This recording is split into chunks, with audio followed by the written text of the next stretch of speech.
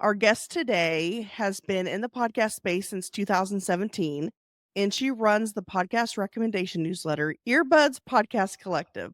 Welcome, Arielle Nissenblatt. Thank you for having me. Excited to be here. I'm so excited to have you here. I think this topic is very interesting and not one that people really think about usually. I'm curious how you got into the space of mixing podcasts and newsletters or having a newsletter for your podcast. Yeah.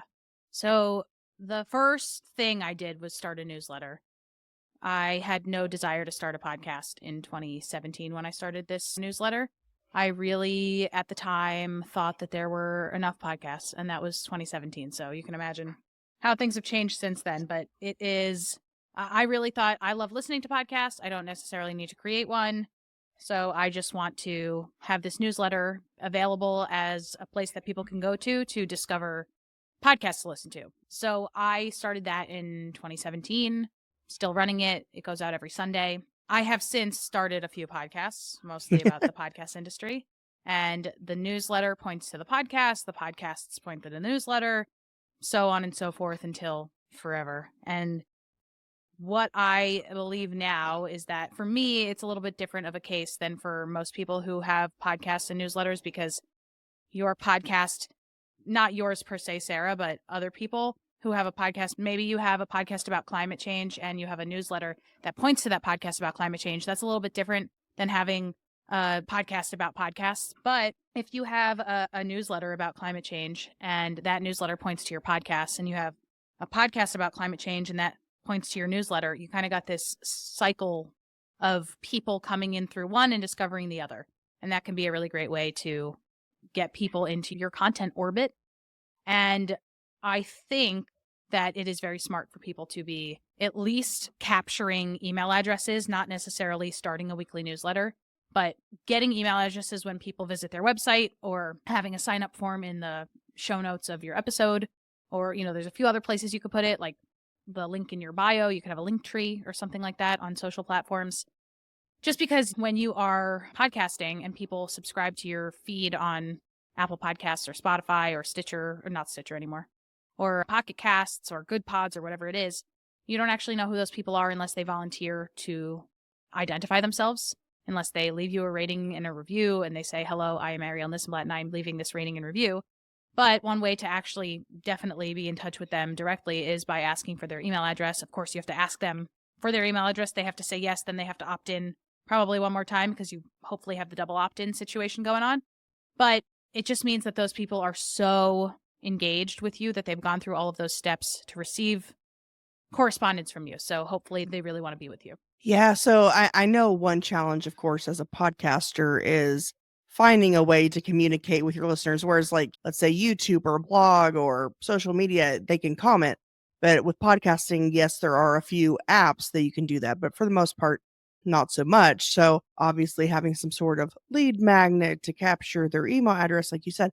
But do you find that having the newsletter in and of itself makes a good lead magnet on your podcast, like saying, hey, go subscribe to my newsletter? What are your thoughts on that, as using it as a lead magnet? It can be, if you Mhm. are taking the time to make it a good newsletter that is Mhm. actually worth somebody's time, right? I think a lot of people think they need to start a newsletter for their podcast, and then each issue of the newsletter is just new episode of the podcast out now, and then a button to go and listen to it. But that's not enticing me in any way. That doesn't give me any new information that I wouldn't get otherwise. I think the way I look at it is your podcast should be so great that if nobody ever knew you had a newsletter, they would just be happy getting the podcast. And your newsletter should be so great that if they didn't know you had a podcast, they would just love your newsletter. And eventually, over time, you can start cross-pollinating and trying to get somebody from one to the other. But I think for the most part, you do need to have that content speak for itself, as if that's the only thing that exists. Yeah, I agree with that. So when it comes to crafting a newsletter, what do you recommend as far as different, I assume that you should reference your latest podcast episode, but that shouldn't be all, obviously, like you're saying. So then should the newsletter be about like the main points that were in the episode, or should it talk about stuff outside of the episode itself as well? Yeah, I always think it's funny. I'll give advice on this, but it really is an individual situation. So I'll try to give general advice, and then everybody who's listening should try to figure out what this means for them. But I think let's go back to the climate change example. If you have a podcast where each episode you're interviewing somebody about climate change in their community and how they're combating it, that's great. And the conversations that you have on the podcast are great. Maybe you have a section at the end that has tangible takeaways. Maybe what you do with those tangible takeaways is that's how you anchor your newsletter. So you say, this week on the podcast, we spoke with Sarah St. John about Hurricane Katrina and the aftermath. And here's some ways that Sarah St. John is fighting back against Hurricane Katrina. This is where my brain is going. And then, we had 5 bullet points for your involvement in the cleanup efforts of Hurricane Katrina and what other people can do to take on those responsibilities. That might be something useful to see written out, right? Yes, you can imagine it when somebody says, number 1, Sarah St. John, what did you do? Number 2, number 3, number 4, number 5. But then also let's have them written out. Maybe you can convert that into a card that you can share on social.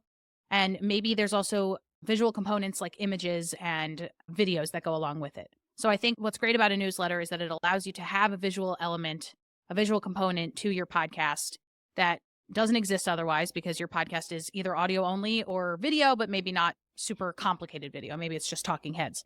So newsletters, I would find something to anchor each issue on. And it could be, again, if you have a climate change podcast and a climate change newsletter to go along with that podcast, maybe each issue of the newsletter is, instead of here's the latest episode that touches on Sarah's experience with Hurricane Katrina, instead maybe it's just Hurricane Katrina. And then the podcast talks about Hurricane Katrina and the newsletter talks about Hurricane Katrina. And yes, maybe you say also, for more information, go check out the podcast. But I think ultimately where people miss the mark is, does it matter to you where people are consuming your content or that people are consuming your content, right? So if somebody subscribes to your newsletter and never discovers your podcast, but they respond to you all the time, they're part of your Patreon, whatever, does it matter that they're not your podcast listener? Or does it? It's kind of up to you to decide, like, where do you want your listeners going? Where are you getting the most bang for your buck if they are worth dollar amounts to you? If you have advertisers who sponsor your podcast but not your newsletter, then yes, you might want to bring people over to the podcast. But if not, if you're just building an audience, it's probably just a good idea to build that audience. Yeah, that's a good point, that in the end, as long as they're consuming your content, it really doesn't matter where. So now the newsletter, do you recommend having that as part of, like, using whatever your email service provider is, or using some other platform like Substack, Beehive, something like that?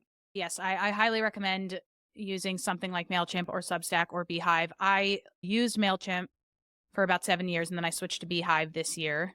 I switched because I like how easy the analytics are to dive into, and also I like what it looks like, how customizable it is, and they have a really cool advertising platform where you can sign up to advertise other newsletters and you get paid per subscriber acquisition. So I think that's a fun way to grow your newsletter and to potentially make some money. Kind of helps offset the cost of the newsletter platform in and of itself. I do think it's important for you to have a professional looking place that somebody can go to sign up for your newsletter. So if you were to say, like, I'm going to be emailing you from ariellenissenblatt@gmail.com every week, that's probably not super professional. But instead, if you go to newsletter.earbuds.audio, you can find a really nice landing page where you can check out all my entire archive of 7+ years. You can use the search function to look up any word ever that might have appeared in one of my newsletters, and then you can find an issue on that. And then you can also subscribe, and we also have a blog, and there's a lot going on there. So I do recommend that as soon as possible, even if it doesn't look super fancy, make yourself a landing page, whether it's on Mailchimp or on Beehive or on Substack, that somebody can go to get more information about your newsletter and to subscribe to your newsletter. Yeah, because I'm using SendFox for my regular email service provider. I was using MailerLite, and I'm looking at Kit, formerly ConvertKit. But yeah, I was just curious about that, like using a platform that's specifically designed for newsletters versus like just broadcasted email campaigns. Yeah, I think what I like about these newsletter like Substack and Beehive, they're a lot more community oriented. You can comment, you can restack a lot of the time. There's built-in community engagement tools so that you can interact with your subscribers and that your subscribers can interact with you. I like that a lot. Mailchimp is more It's better for commerce. It's better for if you're selling something. They have really nice looking buttons and campaigns that are meant to convert. But if you want somebody to just read and see you as a thought leader and get value out of what you're writing, that's great. Yeah, so I do use Substack, but like, I don't know. I've been doing weird things. Like I'll have a blog post that then I purpose into a Substack, into a LinkedIn article, whatever. What are your thoughts on using the same content in multiple places like that? It depends if your audience is subscribed to all of those different places. You don't want people to see, like, if you put out a podcast episode about Sarah's experience at cleaning up Hurricane Katrina, and then you basically read that blog post as your podcast episode, the people who follow you everywhere are going to be like, that's a waste of my time. Unless you're super explicit and you say, by the way, my podcast is a read along to my newsletter. So if you receive the newsletter, but you'd rather hear me talk about it, here's that. If you want more information, I'm about to be a guest on this person's podcast to talk about my experience in more depth or something like that. I think you probably want to have reasons, like I said before, for if somebody were to discover your podcast on their own, that would be all they need. If somebody were to discover your newsletter on their own, that would be all they need. So I think it's a balance there. Yeah, I mean, I'm not doing it in the sense of like reading my podcast, but like when it comes to the written content, I usually use the same content for blog, Substack, and LinkedIn. Yeah, I think as long as you're localizing it to each of those things, Yeah. that's great. Yeah. Okay. I think it just shows that like there's a theme for this week, and somebody who follows you in one place might see it in somebody who follows you in all three places might see it everywhere. But then there's probably a few people who only subscribe to you in one of those places, and that's great. Yeah. And so now when you have a newsletter, should that subscriber list be separated out from your regular email campaign list? I mean, obviously there will be some overlap, but should there be a separate basically sign up so that, like if you have an email list where you talk about your latest offer or something like that. So I don't think most people have this dilemma. Most podcasters, I don't think they have this dilemma. I think they usually are just capturing email addresses to inform people about their podcast. But if you have a business, if your website is sarahstjohn.com and then you have sarahstjohn.com/podcast newsletter, maybe when you go to sarahstjohn.com, people are signing up to learn about your offerings. They're signing up to learn about, yes, also your podcast. Yes, also this. Yes, also that. It's probably a good idea for you to have a checkbox that's like, if you want to hear about my podcast news, if you want to hear about my latest offerings, if you want to hear about events that I've got going on, and maybe they can click to subscribe to certain emails, maybe not all. And then you can sort of categorize which emails go out to which segment of the subscriber list. That's what I was thinking, like segmentation. And then as far as newsletters, do you recommend like once a week? I recommend posting when there is content, but not making up content for the sake of having to post. So if you've got nothing to say, don't say it, but you should have something to say. You've got people who've subscribed. They want to hear from you. Your challenge is to make sure that you're always giving them actual value. So for example, I never have this problem with my podcast recommendation newsletter because each week is curated by a different person and anyone can curate a list. So I have a long line of people who want to curate lists. I have a submission form and I take that and then throughout the year, I line up different themes to different times throughout the year. And so other people are always curating my newsletter for me. All I have to do is put it into Beehive, make it look nice, check it over, make sure the links work, maybe write a paragraph or two of my own experience or what's going on in my podcast world, but it's good to go, right? I understand that other people have a situation where you've got a podcast and you want to put something out and that can be tough, but I think you also can build for yourself a situation that helps feed your content machine. Maybe each issue you feature a quote from one of your listeners who has written into you or who's left you a review. Maybe you find a quote on the internet that relates to Hurricane Katrina. Really, this is a ridiculous example that I'm giving. Maybe you find a quote somewhere that talks about natural disasters and then you write about that quote, right? There's always ways to come up with content. Yeah, so you had mentioned with Beehive that there's the ability to monetize it. Yeah, there's a few different monetization options, and you don't necessarily qualify for all of them depending on what plan you're on. On the free plan, I don't believe you can play with these, so I ended up upgrading because I wanted to test them around. But basically, I can turn on boosts, and then what happens is I can scroll through all of the available boosts, and that means every newsletter that has made themselves available, they say, I will pay, let's say, $2 per new subscriber. And then if I put the ad for that newsletter on my newsletter and people click and subscribe and stay subscribed, I think for at least 2 issues of that newsletter, then I get $2 per subscriber. So if it's a great fit, if I'm advertising in my podcast recommendation newsletter for a gear newsletter that also focuses on podcasts, that's probably going to be a great fit, and I really might be able to make some connections. But if I'm advertising in my podcast recommendation newsletter for like ice cream, that's kind of random. And yes, people who like podcasts probably like ice cream, but it's not where they're going for ice cream news. So that's one of the things you can do. You can also, on the other side of things, you can have your newsletter be available for that. So you can pay per subscriber acquisition. So I could say to anybody else on Beehive, I'll pay you $1.25 for each subscriber that you send to Earbuds with, and I can cap that at like, let's say $75. So 75 divided by 1.25 would be however many subscribers that is. And I would stop paying after that. And that could be split up between a number of campaigns, a number of different newsletters.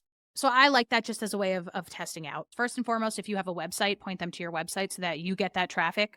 The second place, if you don't have a website, is to point them to if you have a landing page that your hosting provider gives you. So Buzzsprout, for example, creates a really nice landing page. Transistor creates a really nice landing page.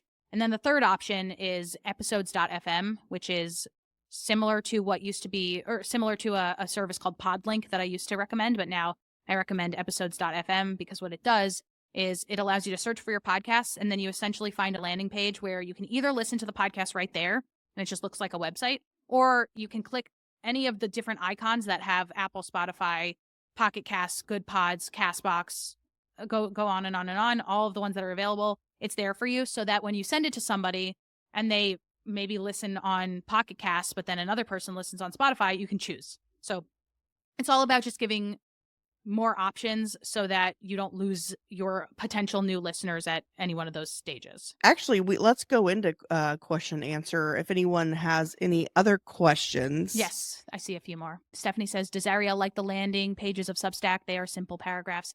They are kind of boring. Substack doesn't give you super much flexibility when it comes to customizing, but you can do a little bit. You can make sure that your colors all look good. If you have a podcast that has a pretty strong brand identity, you can make sure that your font looks good. You can make sure that your buttons are the right color, things like that. And most importantly, because it's just paragraphs, make sure it's not just a big block of text, but you're breaking it up and there's some white space in between. And make sure that you're not writing too much. We don't need so much to convince us to subscribe to a newsletter. I saw advice somewhere a few years ago that was like, your one-line description of your newsletter should have the phrase, this newsletter is for, and then just answer that, right? This newsletter is for people who want to learn more about podcast growth. This newsletter is for people who want to learn more about natural disasters in the South. I am so dark. Yeah, I'm curious how that's on. I guess because there was that. Helene. Yeah. There's so much. I'm always thinking about climate change, you guys. I have 2 newsletters. Sarah, I use Substack for my podcast and MailerLite for my art, says Stephanie, when you asked before. Okay. Did either of y'all have any other questions that you hadn't typed in? Yeah, I had a question. So I have 2 podcasts, and I've been doing the LinkedIn newsletter with them. I've done it more. My first podcast is called The Story of My Pet. And so it's all about advocating, educating around animal rescue and adoption. So I've turned it into blogs and all of that. But my new podcast is brand new. So I don't really have an email list for that yet. And so I was thinking a newsletter might help me build my email list and also drive traffic to the podcast. What would you say to someone with a newer podcast in terms of adding the newsletter feature? What is the new podcast about?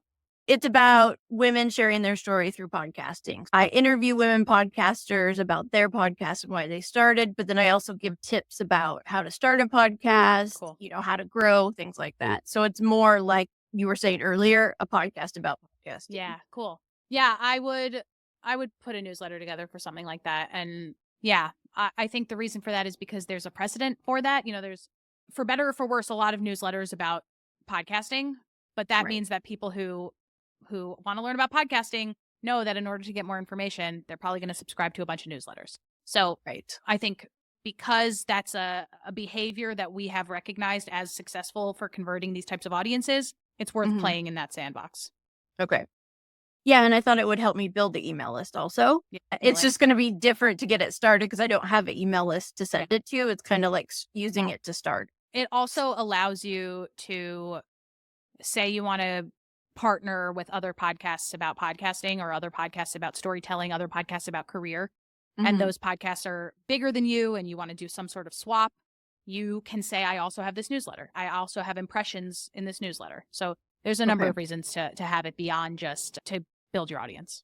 Right. Okay. Thank you. Yeah, and I guess, yeah, like you mentioned, you could do newsletter swaps, kind of like pod swaps. Right, So that, exactly. and so you talked about monetization on the Beehive side, but I know that you monetize like directly, like having people featured in your newsletter, or how does one, I guess, decide when it's time to do that and how to go about that? How to buy an ad in a newsletter or how Well, to well, monetize their newsletter? yeah, monetize. So I started monetizing pretty early because I was making this newsletter in 2017 on my own, but I didn't monetize through dollars. And that's the fun part. What I did was I really wanted to go to Podcast Movement. So I emailed the founders of Podcast Movement and I said, can I please advertise for your conference in my newsletter in exchange for a ticket? That's worth a lot of money, right? But they said yes. So I encourage people to think of things that you want beyond just dollars, especially worthwhile events that your community might like, worthwhile other newsletters that your community might like. Whatever the situation is, find a way to bring them content, bring them connections that are worthwhile for them, that don't look like ads, that don't feel like ads, but that are technically ads.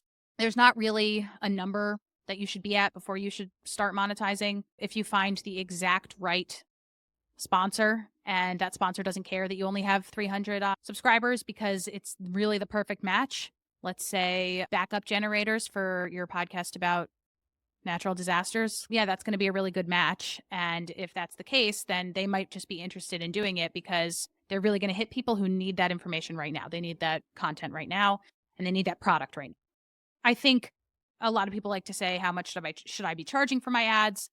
I got advice one time that was like, for every 100 subscribers, it's $10. But also, again, that will depend very much on how much of a match the sponsor is. If it's the generator, I would charge them a lot. But if it's about ice cream, I'd probably charge them not a lot at all because they're probably not going to get that many conversions. It's more of a brand play for them so that maybe a few people see that they exist and are interested in advertising to this demographic. And then I recommend having a few tiers and having a few areas within your newsletter that might look more like they're built in. So for example, I have a new tier within my newsletter. So like I said, each week is curated by a different person. Anyone can curate a list for free. And when you're a curator, you can include one of your own episodes as part of that theme for free. But I just opened it up so that you can do an entire list for money. So if you want to recommend 5 of your own podcast episodes, now you can do that, but you have to pay more for it. So that's going to look like real content and it's going to sound like real content. But in order to give somebody that much freedom over the newsletter, they're going to need to pay. And I think another thing too is like, or at least in what I've done is when I get a podcast sponsor, I also include them in the newsletter as well. So I think it helps when they know that they're being seen, not just heard in the podcast, but also seen in the newsletter and so on and so forth. Yeah. Well, awesome. I know you got to go. So were there any other questions? I did see one other question. Stephanie said, OMG, I forgot all about LinkedIn newsletter. Do we have to do that too? I think you're going to know my answer. You don't have to do anything you don't want to do. I think what you should do is experiment with it.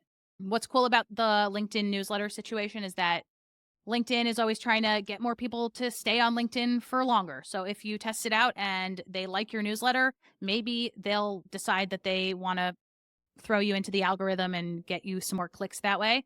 There's not really a way of auto-publishing from your email service provider to LinkedIn, so you'll have to sort of copy-paste.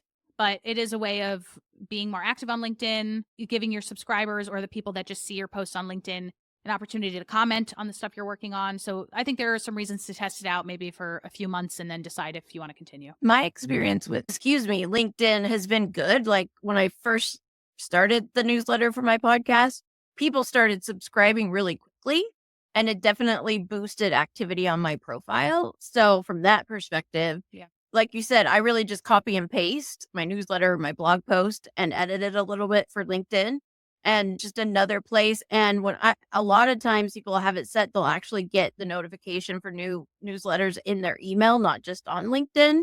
So even another touch point. I have one last question. Oh, go ahead. And this actually might, or I just want your opinion on this. And this might be good for like Sarah and myself. So I just looked up Kit, and it looks like you can do the like up to 2,000 people for free. I don't know how big, my list is definitely underneath that. It seems like it'd be better to switch that, because I know Beehive has like a paid tier already, but ConvertKit is like 2,000 and they have the recommendation platform. So it almost seems like better to move over there, because then you sort of get that recommendation community for free right off the bat. So you can in Beehive. I think you get up to also 2,500 subscribers for free. Oh, import? Yes. Oh, okay. Yeah. So, and this is just something good to know. Beehive and Kit are really fighting against each other. Yeah, I I've been watching. So honestly, I wouldn't be surprised if they said, oh, Beehive does this, we're undercutting them. And then they're going to do the opposite next week. It's fascinating to follow. It really is. But I would just say, I think they're going to be going like this with feature parity. So I don't think one is right over the other. Well, awesome. Well, I appreciate your time, Arielle. And if people want to check you out, where do you recommend they go? Easiest is my website, ariellenissenblatt.com, which I think still exists. I think I forgot the password to the Wix. So it might go away soon, but for now, ariellenissenblatt.com, or just Google my name. Yeah. Awesome. Well, thank y'all for joining us today, and I appreciate all y'all's time.